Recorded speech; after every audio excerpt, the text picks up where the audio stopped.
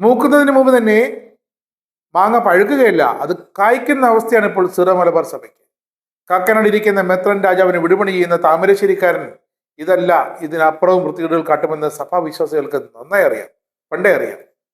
ഒരു special tribunal സ്ഥാപിക്കണമെങ്കിൽ കത്തോലിക്ക സഭയുടെ സുപ്രീം കോടതിയായ സിഞ്ഞത്തുര അപ്പോസ്തലിക്കയിൽ നിന്നും അനുവാദം വാങ്ങണമെന്ന് അറിയാത്തവരാണോ ഈ മെത്രന്മാർ? അവരാണോ പ്രഖ്യാപിച്ചത് സ്പെഷ്യൽ ട്രിബ്യൂണൽ ഉണ്ടാക്കുമെന്ന്? സീറോ മലബാർ സഭയുടെ സ്പെഷ്യൽ ട്രിബ്യൂണൽ സ്ഥാപിച്ചത് മേജർ ആർച്ച് ബിഷപ്പാണ്. എന്നാൽ അതിനുവേണ്ട സഭാ നടപടികൾ ഒന്നും ചെയ്യാതെ വായിൽ തോന്നിയത് കോതയ്ക്ക് പാട്ടെന്ന പോലെ പുരോഹിത വേഷധാരികൾ സഭാ വിശ്വാസികളെ മുഴുവനെയും ഒപ്പം വത്തിക്കാനെയും പറ്റിച്ച് അനുമതിയില്ലാതെ ട്രിബ്യൂണൽ സ്ഥാപിക്കാനുള്ള കാര്യങ്ങൾ ചെയ്തു. ഇത് വിമതർക്ക് വേണ്ടിയുള്ള ചാടുവലികളായിരുന്നെന്ന് കാലം ബോധ്യപ്പെടുന്നു. പണ്ടൊരിക്കൽ സഭയുടെ ഔദ്യോഗിക ഡോക്യുമെന്റ് അത് ഔദ്യോഗികമായി പുറത്തിറങ്ങുന്നതിന് മുമ്പ് തന്നെ പബ്ലിഷ് ആക്കിയ ഒരു ബിരുദൻ കാക്കനാട് സെന്റ് തോമസ് മൗണ്ടിൽ ഇപ്പോഴുമുണ്ട്.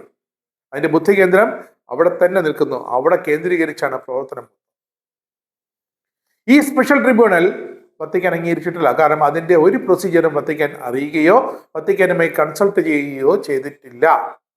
ഈ ട്രിബ്യൂണൽ സ്ഥാപിച്ചത് മേജർ ആർച്ച് ബിഷപ്പാണ്. അതിനാൽ ഇത് പിരിച്ചുവിടാൻ മേജർ ആർച്ച് ബിഷപ്പിന് മാത്രമേ കഴിയുകയുള്ളൂ. ട്രിബ്യൂണലിന് മുന്നിൽ വിവിധ വൈദികർക്കെതിരെ ഉണ്ടായിരുന്ന 2 കേസുകൾ പാംപ്ലാനിയുടെ ഒഴിവിന്റെ ഭാഗമായി എറണാകുളം അതിരൂപത കോടതിയിലേക്ക് മാറ്റുകയും ചെയ്തു. നല്ല ഒന്നാന്തര ഒഴിവാണ് പാംപ്ലാനി അതിനുവേണ്ടി പ്രവർത്തിച്ചത്.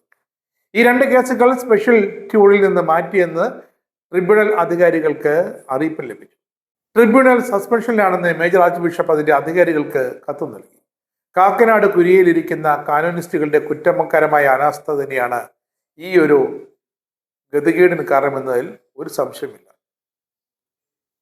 സാധുവായി സ്ഥാപിക്കപ്പെട്ട കോടതി മാത്രമേ ഇതേപോലെ കേസുകൾ ഹാൻഡിൽ ചെയ്യാവൂ എന്നും രാജ്യത്ത് അതിൻ്റെതായ നിയമങ്ങളുണ്ടെന്നും കാനോനിക കേസുകൾ കൈകാര്യം ചെയ്യാനായിട്ട് വത്തിക്കാൻ പ്രത്യേകം നിർദ്ദേശിക്കുന്ന നിയമ ബോഡി തന്നെ വേണമെന്നും പറഞ്ഞ വത്തിക്കാന്റെ നിയമമുണ്ട്. ആ അടിസ്ഥാനത്തിലാണ് എറണാകുളത്തെ സഭാ കോടതിയിലേക്ക് ഇപ്പോൾ ഈ കേസ് മാറ്റിയിരിക്കുന്നത്.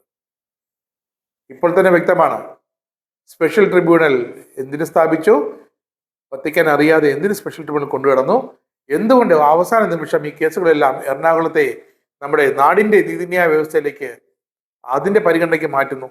അപ്പോൾ ഇരക്കക്കള്ളിയില്ലാതെ വരുമ്പോൾ എന്തും ചെയ്യും. അതുകൊണ്ടാണ് പറയുന്നത് കായ്ക്കുന്നതിന് മുമ്പ് തന്നെ പഴുക്കാതെ മൂത്ത ഒരു മാങ്ങയുടെ അവസ്ഥയാണ് ഇപ്പോൾ കാക്കനാട്ടെ സഭ അധികൃതർ